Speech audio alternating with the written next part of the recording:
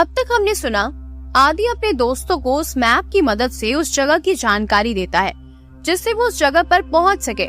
चलिए अब आगे सुनते हैं। सभी अपने टेंट पर जाकर सो जाते हैं। चिड़ियों की चहचहाट से उनकी नींद खुलती है। सूरज की रोशनी चारों ओर धीरे धीरे फैल रही थी। झील और झरने से बहते पानी की कल कल की आवाज मन में शांति भर रही थी। जंगली फूलों की खुशबू मन को प्रफुल्लित कर रही थी। सभी अपने टेंट से बाहर आए और उस मनोरम दृश्य का दीदार करने लगे। राघव ने कहा, अद्भुत, ऐसा नजारा मैंने आज तक नहीं देखा था। कीर्ति ने कहा, सच में ये नजारा अद्वितीय है। आदि ने कहा, हाँ वो तो है, लेकिन चलो जल्दी से सब रेडी हो जाओ, हमें जल्दी ही अपने सफर पर निकलना होगा। सभी नहाने का सामान लेकर झील की तरफ जाते हैं। कुछ देर बाद वो सब नहा कर आते हैं। फिर खाने का इंतजाम करके वो सब तैयार होने लगते हैं। अपने बैग में नायलॉन की मजबूत रस्सी, चाकू और खाने पीने का सामान रखते हैं। पांचों दोस्त अपने सफर के लिए चल पड़ते हैं और करीब 15 मिनट के बाद वो उस पहाड़ी के पास पहुंच जाते हैं। फिर वो अपने बैग से कांटे से बंधी रस्सी निकालते हैं और उस पहाड़ी की ओर फेंकते हैं और धीरे धीरे उस पहाड़ पर चढ़ने लगते हैं। फ्रेडी को छोड़कर बाकी सभी तेजी से उस पहाड़ पर चढ़ जाते हैं। तभी अचानक फ्रेडी का हाथ रस्सी से छूटने लगता है, लेकिन राघव फुर्ती से उसका हाथ पकड़ लेता है और आदि की मदद से फ्रेडी को ऊपर खींच लेता है। आदि ने कहा, क्या यार फ्रेडी, इतनी जल्दी मरना चाहता है क्या? समीरा जोर से आदि पर चिल्लाती है, आदि। आदि ने कहा, ओके सॉरी, चलो अब आगे बढ़ते हैं। वे आगे बढ़ने लगे। सामने वो शांत ज्वालामुखी थी। वे उसी किनारे से होते हुए आगे बढ़ जाते हैं। आदि ने कहा, तो पहला पड़ाव पार कर लिया, अब दूसरा पड़ाव, उस जंगल के अंदर चलते हैं। सभी तेजी से आगे बढ़ने लगते हैं। थोड़ी देर आगे चलने के बाद दूसरा पड़ाव सामने आया। एकदम सघन जंगल और विशाल। दूर से ऐसा लग रहा था जैसे उसके अंदर कोई रास्ता ही नहीं हो। पांचों तेजी से आगे बढ़ने लगे। उस जंगल में प्रवेश करने के बाद ऐसा लग रहा था जैसे शाम हो गई हो। राघव बोला, अब समझा इसे सघन जंगल क्यों कहते हैं। ये इतने सघन जो है, और ऊपर से ये पत्तेदार झाड़ियां। पांचों दोस्त आगे बढ़ चले। काफी देर तक आगे चलने के बाद भी वे उस जंगल से बाहर नहीं निकल पाए। जहाँ भी रुककर आसपास देखते तो ऐसा लगता जैसे अभी तो इसी रास्ते से गुजरे हैं। 1 घंटे तक वो ऐसे ही चलते रहे, लेकिन उस जंगल से बाहर नहीं निकल पाए। कीर्ति और समीरा वहीं थक कर बैठ गए। कीर्ति ने कहा, अब मुझसे और नहीं चला जाएगा। समीरा ने कहा, हाँ कब से हम चले जा रहे हैं, लेकिन इस जंगल से तो बाहर ही नहीं निकल पा रहे। आदि मैप देखते हुए बोला, इस मैप के हिसाब से तो हमें ये जंगल आधे घंटे में पार कर लेना चाहिए था। राघव बोला, हम कहीं भूल भुलैया में तो नहीं फंस गए? कहते हैं ऐसे जंगलों में लोग खो जाते हैं, जिस जगह से जाते हैं वापस उसी जगह पर पहुंच जाते हैं। तभी फ्रेडी बोला, मेरी दादी माँ कहती थी कि जब भी किसी भूल भुलैया में फंस जाओ तो अपने आँखों और अपने पैरों को पानी से धो लो, क्योंकि भूल भुलैया की जगह में मौजूद कुछ अज्ञात तत्व हमारी आंखों को भ्रमित कर देते हैं, जिससे हम उसी जगह पर फंस जाते हैं। सभी अपने बैग से पानी की बोतल निकालकर अपनी आंखों और अपने पैरों को धोते हैं। फिर पानी पीकर थोड़ी देर आराम करके वो आगे बढ़ने लगते हैं और सचमुच 10 मिनट के अंदर वो उस जंगल के बाहर निकल आते हैं। लेकिन जहाँ पर वो बैठे थे उनसे कुछ दूर पर एक आदमी का बहुत पुराना कंकाल पड़ा हुआ था, जिस पर बहुत सारे कीड़े मकोड़े बैठे हुए थे और वो उस हड्डियों को चबा चबा कर खा रहे थे। और कुछ ही देर में उस कंकाल का नामो निशान मिट गया। अरे वाह फ्रेडी, तुम्हारी दादी का ये नुस्खा तो बहुत कमाल का है। फ्रेडी ने कहा, हाँ आखिर दादी किसकी है? सभी खिलखिलाकर हंस पड़े। राघव बोला, तो दूसरा पड़ाव भी पार हो गया ना, अब तीसरे पड़ाव को पार करना है। कीर्ति ने कहा, हाँ उस लैंड को। आदि बोला, तो फिर चलो। पांचों दोस्त अपने अगले पड़ाव की ओर आगे बढ़ जाते हैं। सामने चारों ओर बड़े बड़े पत्थर पड़े हुए थे और बड़े बड़े पहाड़ और पर्वत भी थे। साथ ही छोटे छोटे हरे हरे घास जो मन को आनंदित कर रहे थे। सभी इस पल को अपने कैमरे में कैद कर रहे थे। वे सभी उस छोटे बड़े पत्थरों पर चढ़कर आगे बढ़ने लगे। काफी देर तक चलने के बाद वो एक रहस्यमयी जगह पहुंच जाते हैं। सामने काले पत्थरों का ढेर था और बड़ी बड़ी गुफाएं जो काफी लंबी थी। शाम होने में अभी कुछ समय शेष था। वहीं उन पहाड़ों के बीच में एक बड़े से गुफा के अंदर एक बहुत बड़ा और लंबा सांप का होल था, मतलब केचुली। आदि मैप देखने लगा। उसके चेहरे पर खुशी छा गई। आदि ने कहा, हम लोगों ने कर दिखाया, अब हम अपनी मंजिल से बस कुछ ही कदम दूर हैं। राघव बोला, तो अब हमें किस तरफ जाना है? इसके बाद का रास्ता हमें स्वयं ढूंढना पड़ेगा। वो रास्ता यही कहीं है। समीरा बोली, हमें अलग अलग होकर उस जगह को ढूंढना चाहिए, इससे हम जल्दी उस जगह पर पहुंच जाएंगे। फ्रेडी बोला, हाँ तुम सही कह रही हो समीरा। कीर्ति बोली, तो फिर चलो जल्दी से अपने अपने कामों में लग जाते हैं। सभी चारों ओर फैल जाते हैं और गुफाओं में जाकर उस अज्ञात रास्ते को ढूंढने लगते हैं। लेकिन काफी देर तक ढूंढने के बाद भी उन्हें वो जगह नहीं मिलती। फिर से सभी एक ही जगह पर इकट्ठा हो जाते हैं। आदि बोलता है, किसी को रास्ता मिला? कीर्ति ने कहा, नहीं यार। समीरा बोली, कहीं ऐसा तो नहीं इस मैप का नक्शा गलत हो? नहीं तो अभी तक हमें वो रास्ता मिल जाना चाहिए था। आदि बोला, नहीं ऐसा कैसे हो सकता है? आदि अधीर होकर मैप को उलट पुलट कर कर देखने लगा। कीर्ति ने कहा, शायद हम उस जगह को कभी नहीं ढूंढ पाएंगे, हमें वापस चलना चाहिए। आदि बोला, लेकिन समीरा बोली, हम समझ सकते हैं तुम्हारे लिए ये कितना इम्पोर्टेंट था, लेकिन देखो अब हमें वापस जाना चाहिए। सभी निराश होकर वापस जाने लगते हैं। तभी कीर्ति बोल पड़ी, एक मिनट, राघव कहाँ है? सभी इधर उधर देखने लगे। आदि ने कहा, अरे हाँ, राघव कहाँ है? सभी राघव को ढूंढने लगे, लेकिन राघव कहीं नहीं मिला। तभी एक आवाज आई, हे दोस्तों, मुझे वो रास्ता मिल गया। आदि बोला, क्या? मैं जानता था ये मैप गलत हो ही नहीं सकता। सभी राघव की ओर भागे, जो एक बहुत बड़े और विशाल गुफा के सामने था। वो तेजी से राघव के पास पहुंच गए। राघव ने बोला, ये रहा वो रास्ता, इन लताओं के अंदर। ऐसा कहकर राघव ने उन लताओं को वहां से हटा दिया।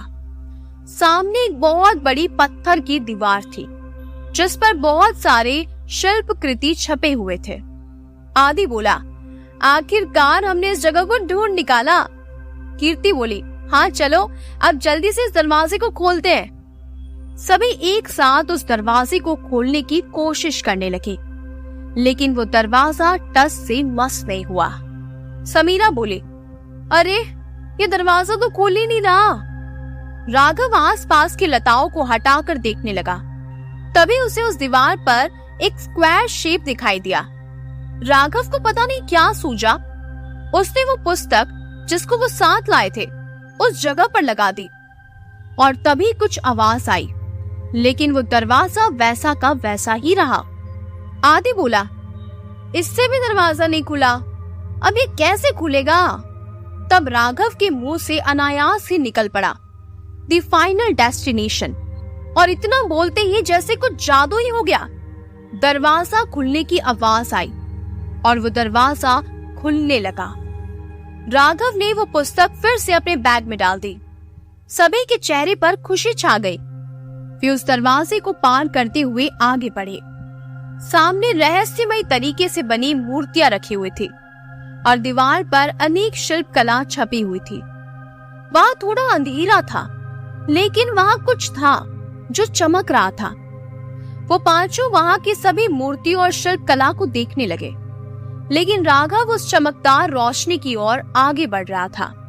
तभी उसने देखा सामने एक पत्थर के ऊपर एक पात्र में कुछ द्रव भरा हुआ था।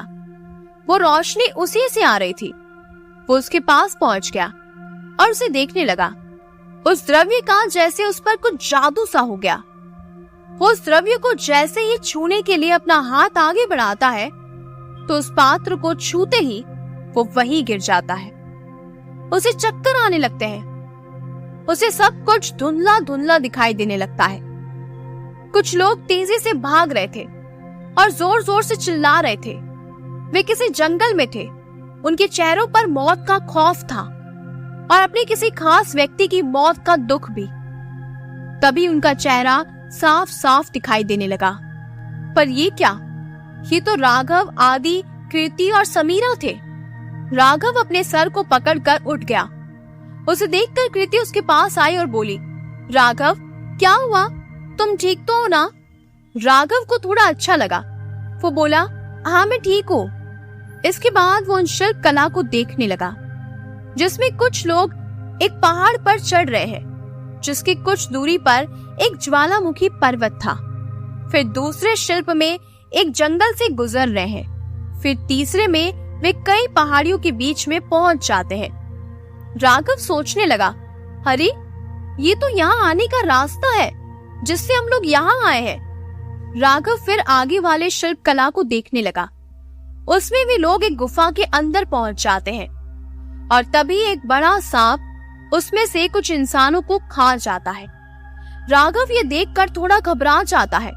फिर वो आगे के चित्रों को देखने लगता है जिसमें वो इंसान वहां से भाग रहे थे। इसके बाद कोई चित्र नहीं छपा था। राघव इधर उधर देखने लगा। तभी उस दीवार पर कुछ लिखा था। राघव उसे पढ़ने लगा। द फाइनल डेस्टिनेशन, मतलब आखिरी लक्ष्य। जो भी इस जगह पर पहुंच गया, मतलब उसने अपने आखिरी लक्ष्य को प्राप्त कर लिया। और आखिरी लक्ष्य का मतलब है मौत। जो भी इस जगह पर पहुंचता है उसे इनाम में आखिरी लक्ष्य प्राप्त होता है, यानी कि मौत प्राप्त होती है। ये पढ़कर राघव बुरी तरह घबरा गया। वो घबराते हुए बोला, दोस्तों मुझे ये जगह सही नहीं लग रही, हमें यहाँ से जल्दी निकलना चाहिए। आदि बोला, तो क्या कह रहे हैं राघव? अभी तो हम लोग यहाँ पहुंचे हैं, अभी तो इस जगह पर पहुंचने के लिए जश्न मनाना बाकी है। राघव बोला, जरा यहाँ पर आकर इन शिल्प कृतियों को देखो। आदि उन शिल्प कृतियों को देखने लगा। फिर बोला, ये। इससे पहले आदि कुछ बोलता, फ्रेडी की चीख सुनाई दी, बचाओ, नहीं, छोड़ दो मुझे। सभी चौंकते हुए फ्रेडी की ओर देखने लगे। तभी उन्हें झटका लगा। एक विशाल एनाकोंडा ने फ्रेडी को एक ही झटके में अपने मुंह में भर लिया और फ्रेडी की आवाज उस गुफा में गूंजने लगी। इस दृश्य ने सभी को डरा दिया। चारों को कुछ सूझ नहीं रहा था कि अचानक से ये क्या हो गया। तभी राघव चिल्लाया, भागो यहाँ से। ये सुनकर जैसे वो होश में आए, वो तेजी से वहां से भागने लगे और वो एनाकोंडा फुफकारते हुए उनके पीछे जाने लगा। वो तेजी से उस गुफा से निकले और बेतहाशा भागने लगे। वो सांप भी उनका पीछा करने लगा।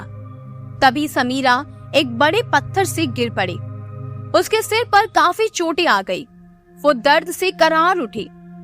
उसे करारते हुए देखकर राघव, कीर्ति और आदि मुड़कर पीछे देखने लगे। समीरा को देखकर आदि उसके पास दौड़ा, लेकिन राघव ने उसे रोक लिया। समीरा दर्द से करारती रही और तभी वो सांप वहां तेजी से आया और समीरा को एक ही सांस में निगल गया। ये देखकर आदि चीख पड़ा, लेकिन राघव ने उसे समझाया, अभी रोने का वक्त नहीं है, हमें यहाँ से कैसे भी करके निकलना होगा, नहीं तो ये एनाकोंडा हमें भी अपना शिकार बना लेगा। वो तीनों तेजी से भागने लगे। अब वो एनाकोंडा काफी पीछे छूट गया। वो सघन जंगल में पहुंच गए। राघव सबसे आगे था, फिर आदि और उसके बाद कृति। कृति भागते हुए थक गई। वो वहीं रुककर सांस लेने लगी। उसने पीछे देखा तो वो सांप दिखाई नहीं दिया। उसने राहत की सांस ली। फिर आदि और राघव को देखने लगी, लेकिन वो वहां नहीं थे। वो काफी आगे निकल चुके थे।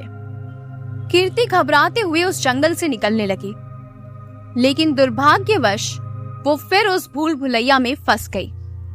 काफी देर तक जब वो उस जंगल से नहीं निकली तो उसे याद आया कि वो तो भूल भुलैया में फंस गई है। वो अपने बैग को देखने लगी, लेकिन ये क्या? वो तो अपना बैग उस गुफा में ही छोड़कर आ गई थी। वो डर गई। वो अपनी आंखों को साफ करने की कोशिश करने लगी और उतने में वो एक झाड़ी से टकरा कर गिर गई। उसके शरीर पर कुछ खरोंचें आई और वो वहीं गिर पड़ी। जहां पर कीर्ति को खरोंचें आई थी, वो जगह तेजी से दर्द करने लगी। उसकी आंखें दर्द के मारे लाल हो गई। वो उठकर चल भी नहीं पा रही थी। थोड़ी ही देर में उसके मुंह से झाग निकलने लगा। उसे बहुत दर्द होने लगा। वो कुछ बोल भी नहीं पा रही थी। तभी वहां बहुत सारे कीड़े मकोड़े एक साथ आ गए और कीर्ति के शरीर पर चढ़ गए और उसके शरीर को खाने लगे। कीर्ति दर्द से पागल हो रही थी, लेकिन वो कुछ भी नहीं कर पा रही थी। कुछ ही देर में उन कीड़े मकोड़ों ने कीर्ति के शरीर का नामो निशान मिटा दिया। इधर आदि और राघव बहुत दूर निकल गए। तब उन्हें कीर्ति की याद आई। वो रुककर कीर्ति कीर्ति चिल्लाने लगे, लेकिन कीर्ति तो हमेशा के लिए शांत हो गई थी। राघव वहीं गिर पड़ा। उन दोनों को पता चल गया कि अब कीर्ति भी उसका शिकार हो गई है। राघव अपने प्यार को यूं खोकर वहीं बैठकर रोने लगा। तभी आदि उसे चुप करवाने लगा, समझाने लगा, हम दोनों ने अपने तीनों दोस्तों को खो दिया है, जिसका दर्द हमेशा हमारे सीने में रहेगा। लेकिन अभी हमें यहाँ से निकलना होगा, नहीं तो हम भी मारे जाएंगे। राघव चीखते हुए बोला, मैंने पहले ही बोला था तुम लोगों को, ये जगह ठीक नहीं है, लेकिन तुम लोग नहीं माने। अगर मेरी बात मान लेते तो वो तीनों जिंदा होते। जाओ यहाँ से और मुझे अकेला छोड़ दो। आदि बोला। लेकिन राघव फिर बोला, मैंने बोला ना, मुझे अकेला छोड़ दे। आदि राघव को अकेला छोड़कर वापस आने लगा।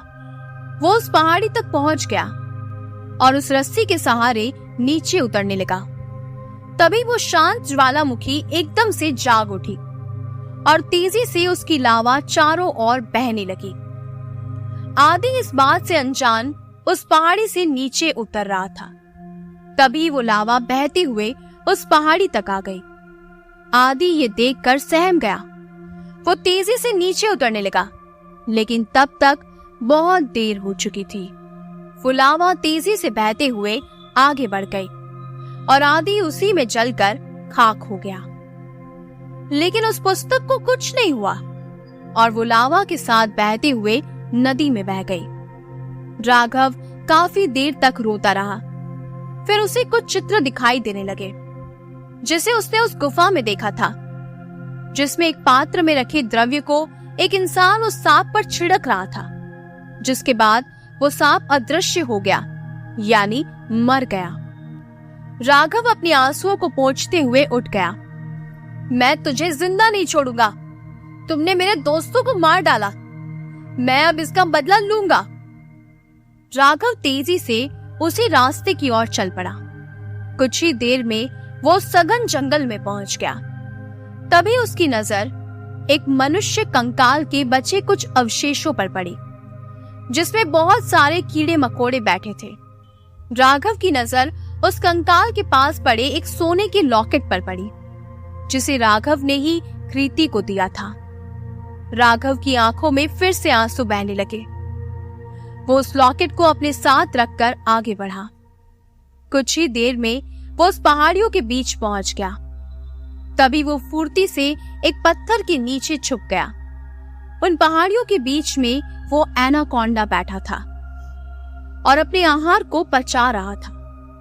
राघव उसे गुस्से से देखते हुए वहां से छुपते छुपाते उस गुफा तक पहुंच गया और तेजी से उस गुफा के अंदर जाने लगा। लेकिन दुर्भाग्यवश उस सांप की नजर राघव पर पड़ चुकी थी। राघव तेजी से उस जगह पर पहुंचा और उस पात्र में रखे द्रव्य को अपने हाथों में ले लिया। तभी गुफा में एक आवाज गूंजी, जिससे राघव चौंक गया। उसके हाथों से वो पात्र नीचे गिर पड़ा, लेकिन वो टूटा नहीं। राघव ने जैसे ही पीछे देखा तो वो सांप वही था और तेजी से राघव को मारने के लिए दौड़ा। इधर राघव ने झट से वो पात्र अपने हाथों में ले लिया, लेकिन वो वहां से भाग पाता इससे पहले ही सांप उसे निगल गया था। राघव को निगलने के बाद वो सांप वहां से जाने लगा। तभी उसका शरीर धीरे धीरे जलने लगा और थोड़ी ही देर में वो राख बन गया और उसमें से राघव सुरक्षित बाहर निकल आया, लेकिन उसे काफी चोटें आई थी। राघव उस पात्र को देखने लगा जो खाली था। जब उस सांप ने उसे निगल लिया तो राघव ने उस द्रव्य को उसके पेट में डाल दिया, जिससे वो मर गया। राघव अपने दोस्तों की मौत का बदला ले चुका था। अब वो वापस लौटने लगा, लेकिन अभी तक कहानी खत्म नहीं हुई है। उस गुफा के अंदर वो दोनों आत्माएं भयंकर स्वर में अट्टहास कर रही थी। राघव चलते चलते कुछ ही देर में उस जंगल में पहुंच गया। उसके पैरों में काफी गहरी चोट थी। वो आगे बढ़ने लगा। तभी एक बैल की लता से उसका पैर फंस गया और वो झाड़ियों में गिर गया। उसके शरीर में कुछ खरोंचें आई, लेकिन वो उसे इग्नोर करते हुए आगे बढ़ा। कुछ ही देर में वो उस ज्वालामुखी के पास पहुंच गया, जो अब शांत हो चुकी थी। वो जैसे तैसे उस पहाड़ी से नीचे उतरा और अपनी गाड़ी की ओर आगे बढ़ने लगा, लेकिन उस जहरीली झाड़ियों के जहर की वजह से उसे सब धुंधला धुंधला दिखाई देने लगा। उसका गला प्यास से सूखने लगा। उसे साफ साफ कुछ दिखाई नहीं दे रहा था। वो कभी पत्थरों से टकरा कर गिर पड़ता। उसे बहुत प्यास लगी थी। वो सड़क के किनारे पहुंच चुका था। वहां उसे बहते हुए पानी की आवाज सुनाई दी। राघव उस बहती हुई नदी के पास पहुंचा और पानी पीने लगा। इससे उसे काफी अच्छा लगा और वो वहीं लेट गया। वो आसपास देखने लगा। वो सड़क के किनारे था। उसे कुछ याद आया। वो सपना जिसमें कैसे वो उस ट्रक के नीचे दब जाता है। वो हड़बड़ा कर ऊपर देखने लगता है, लेकिन ऊपर सड़क से तो कुछ आवाज ही नहीं आ रही थी। उसे थोड़ी राहत मिली, लेकिन तभी ट्रक की आवाज आई। राघव घबरा कर ऊपर देखने लगा। ऊपर से एक ट्रक तेजी से नीचे गिर रहा था। राघव वहां से भागने लगा, लेकिन उससे पहले ही ट्रक उसके ऊपर गिर गया। राघव की चीखें चारों ओर गूंजने लगी और थोड़ी ही देर में वो आवाज शांत हो गई। क्या? विनोद और श्रद्धा ये सुनकर बुरी तरह चौंक गए। विनोद राघव को देखते हुए बोला, आप झूठ बोल रहे हैं। आप कह रहे हैं कि आप हादसे में मारे गए, लेकिन आप तो सही सलामत हमारे सामने बैठे हैं। राघव मुस्कुराते हुए बोला, मैं बिल्कुल सच बोल रहा हूँ। यकीन नहीं है तो? विनोद राघव की बात काटते हुए बोला, सुबह हो गई है, अब हमें अपनी मंजिल की ओर आगे बढ़ना चाहिए। वैसे भी काफी देर हो चुकी है। श्रद्धा भी डरते हुए बोली, हाँ, अब हमें चलना चाहिए, बहुत समय हो गया है। विनोद और श्रद्धा घबराते हुए वहां से जरूरी सामानों को अपने साथ लेकर निकलने लगे और उस पर्वत पर चढ़ने लगे। उन्हें बहुत डर लग रहा था, लेकिन वे फिर भी आगे बढ़ते रहे। इधर राघव मुस्कुराते हुए गायब हो गया। काफी देर तक उस माउंट एवरेस्ट पर चढ़ने के बाद आखिरकार उन्हें सफलता मिल गई और वो माउंट एवरेस्ट की चोटी पर चढ़ गए। विनोद और श्रद्धा बहुत खुश लग रहे थे। तभी एक आवाज ने उन्हें बुरी तरह चौंका दिया। आखिरकार तुम लोगों ने अपने लक्ष्य को प्राप्त कर ही लिया। वो आवाज राघव की थी। विनोद राघव को देखकर घबरा गया। तुम यहाँ कैसे? लेकिन राघव उनकी बातों को अनदेखा करते हुए मुस्कुराते हुए बोला, तुम नहीं जानते, इस जगह पर पहुंचकर तुमने अपना सपना पूरा नहीं किया है, बल्कि यही तुम्हारा आखिरी लक्ष्य था। आखिरी लक्ष्य यानी मौत। विनोद बोला, ये तुम क्या कह रहे हो?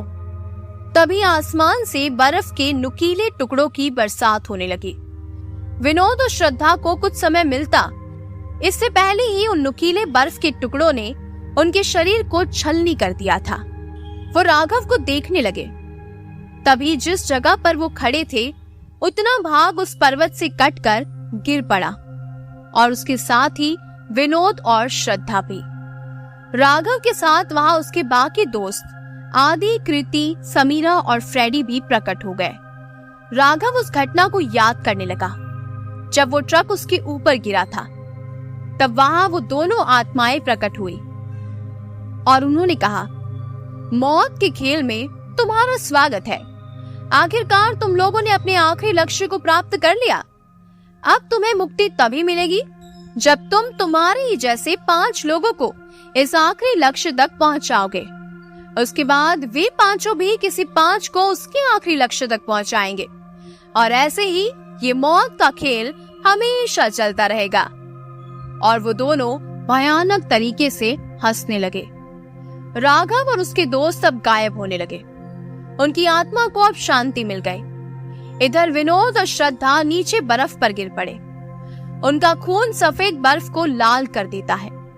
उन दोनों की बॉडी से कुछ दूर पर उनके 3 दोस्तों की लाश पड़ी थी, जो आधे रास्ते से ही वापस आ गए थे। 1 साल बाद कुछ दोस्त नदी किनारे बीच पर खेल रहे थे। तभी एक लड़के की नजर नदी किनारे किसी चीज पर पड़ी जो रेत से ढका हुआ था। वो उस जगह पर जाकर उस रेत को हटाने लगा।